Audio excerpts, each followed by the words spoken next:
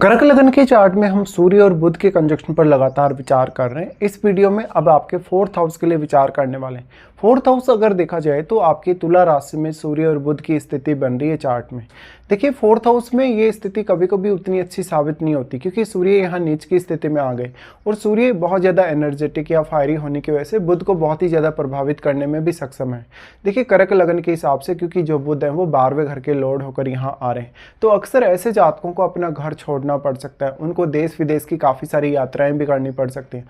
अक्सर ऐसे जातक अगर किसी फील्ड में सफल होते हैं तो उन फील्ड में उनको कहीं ना कहीं कम्युनिकेशन का ज़्यादा से ज़्यादा सहारा लेना पड़ता है। उनकी बौद्धिक क्षमता, उनकी वैचारिक शक्ति का भी उनको सहारा लेना पड़ता है।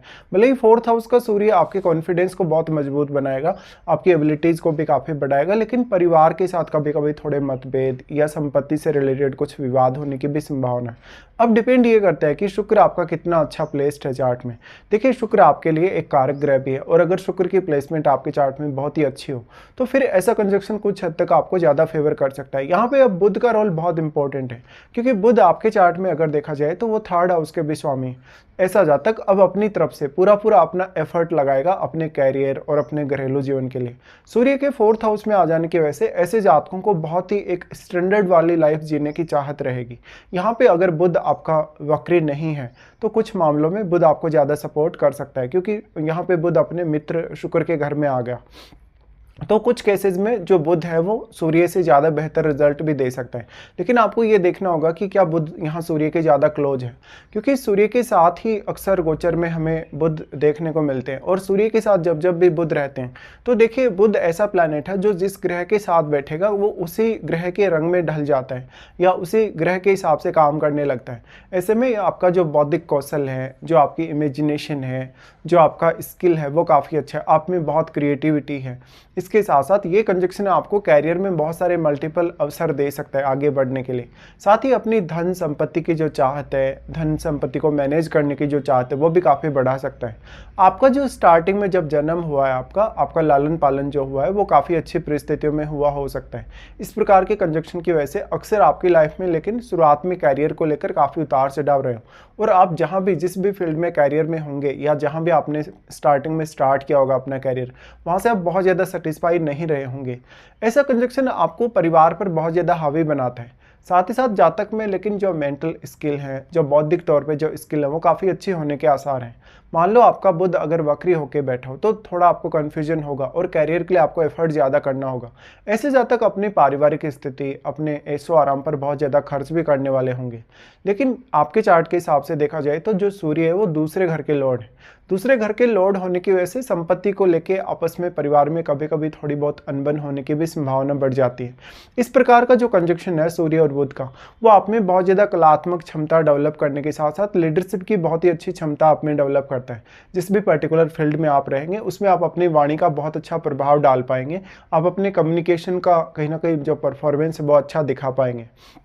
इस प्रकार का जातक उन मामलों में ज़्यादा सक्षम होगा जहाँ पर कुछ मैनेज करना हो, जहाँ पर कोई भी इस प्रकार की एबिलिटी चाहिए, जहाँ पर कैलकुलेशन जल्दी से करनी है, रणनीति बहुत जल्दी बनानी है या किसी रणनीति को इम्प्लीमेंट बहुत जल्दी करना है। इस प्रकार के कंजक्शन के होते हुए, क्योंकि दोनों का प्रभाव आपके 10th हाउस पे पड़ रहा है। अब जो 10th हाउस है आपका वो मंगल का घर है। मंगल का घर होने की वजह से अगर मान लो आपका मंगल बहुत अच्छा प्लेस्ड है आपके चार्ट में, तो आपको कैरियर में आगे बढ़ने में सूर्य और बुध ज़्यादा मदद कर सकते हैं कहीं ना कहीं।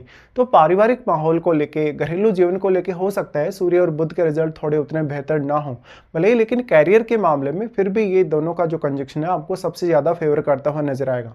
जिस भी पर्टिकुलर फील्ड में आप रहेंगे उसमें आप अपना एक अलग प्रकार का प्रभाव छोड़ने या एक अलग प्रकार की छाप छोड़ने में जरूर सक्षम होंगे।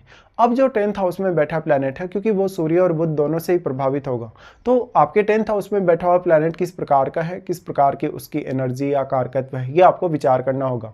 मान लो अगर बृहस्पति जैसा ग्रह या मंगल जैसा ग्रह आपके 10th हाउस में बैठा हो तो फिर सूर्य और बुध आपके कैरियर के लिए काफ़ी ज़्यादा सपोर्टिव बन जाएंगे आपके चार्ट में। फिर आपको देखना होगा आपके 12वें घर में और आपके दूसरे घर में, दूसरे घर के साथ साथ आपके तीसरे घर में भी क्या कोई प्लैनेट स्थित है, क्योंकि ये जो भाव हैं आपके 12वां घर, आपका दूसरा घर और तीसरा घर, ये सूर्य और बुध दोनों से रिप्रेजेंट हो रहे हैं। इस केसेस में जो इनमें प्लैनेट्स जो बैठे हैं वो आपके लिए काफ़ी अच्छा प्रभाव डाल सकते हैं या काफ़ी ख़राब प्रभाव भी डाल सकते हैं। डिपेंड करता है कि वो ग्रह किस प्रकार के हैं। एक्चुअल में जो आपके 12वें घर में प्लैनेट होगा वो आपको विदेश से फ़ायदा करवा सकता है और उस ग्रह का प्रभाव आपके छठे घर पे भी होगा। इसलिए वो आपकी रूटीन लाइफ, डेली लाइफ को मैनेज करने, रूटीन लाइफ में परफॉर्मेंस के लिए काफ़ी जिम्मेदार हो सकता है। फिर जो आपके यहाँ पे दूसरे घर में प्लैनेट बैठेगा वो आपकी आर्थिक स्थिति, पारिवारिक जो आपका रहन सहन है, पारिवारिक स्थिति है, उसके लिए काफ़ी ज़्यादा जिम्मेदार हो सकता है। भले ही आपका सेकंड हाउस का लॉर्ड फोर्थ हाउस में आ गया तो आप बहुत ज़्यादा धनवान, बहुत ज़्यादा ऐशो आराम से ज़िंदगी जीने वाले हो सकते हैं। फोर्थ लॉर्ड का मजबूत होना अब लेकिन आपके चार्ट में बहुत ही ज़्यादा प्रायोरिटी पे होना चाहिए। फोर्थ लॉर्ड अगर आपका मजबूत नहीं है तो सूर्य और बुध के फोर्थ हाउस में होते हुए इस कंजक्शन का आप उतना ज़्यादा लाभ नहीं ले पाएंगे। इस प्रकार का जातक जहाँ भी जाएगा, जहाँ जहाँ भी वो अपनी सलाह किसी को देगा, वो सलाह दूसरों के बहुत ज़्यादा काम आने वाली होती है। भले ही जातक थोड़ा सा उग्र है, थोड़ी सी उसको ईगो प्रॉब्लम है, लेकिन कभी कभी ये स्थिति आपको कैरियर में काफ़ी तेज़ी से आगे बढ़ाती है। आप अपनी क्षमता का जितना अच्छा इस्तेमाल अपने कैरियर में कर लेंगे, आप प्रोग्रेस उतनी ही ज़्यादा करेंगे अपने कैरियर में। सूर्य और बुध के इस कंजक्शन के होते हुए कभी कभी आपके बॉस के साथ या कलीग्स के साथ आपके उतने अच्छे रिलेशन होते नहीं हैं, लेकिन कैरियर में आगे बढ़ने, कैरियर में कुछ बड़ा करने, कुछ नया पाने के लिए ऐसा कंजक्शन फिर भी आपके लिए बहुत ही ज़्यादा सपोर्टिव है। इसके साथ साथ सूर्य और बुध के साथ यदि कोई भी प्लैनेट स्थित है आपके चार्ट में तो उस प्लैनेट विशेष पर आपको विचार करना काफ़ी आवश्यक है। देखिए, अब बुध मान लो आपका यहाँ सूर्य से अस्त हो जाता है।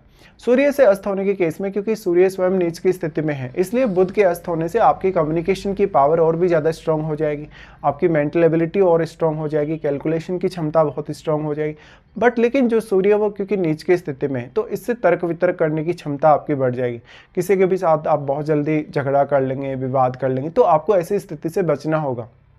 अगर आपको अपने कैरियर में स्टेबिलिटी चाहिए, कैरियर में बहुत ज़्यादा प्रोग्रेस चाहिए, तो आप अपने बॉस और अपने कलीग्स के साथ काफ़ी अच्छा रिश्ता रखें तो आप काफ़ी कुछ कर सकते हैं। अब इसमें फिर आपकी महादशा का काफ़ी बड़ा रोल होगा। अगर आपको सूर्य और बुध की महादशा हो तो महादशा पर भी आपको विचार करना काफ़ी ज़्यादा जरूरी हो जाएगा। इस प्रकार का कंजक्शन आपको किसी बड़े प्रशासनिक पद की तरफ लेकर जा सकता है। प्रशासनिक पद के साथ साथ आप एक सरकारी क्षेत्र की तरफ काफ़ी तेज़ी से आकर्षित हो सकते हैं काम करने के लिए।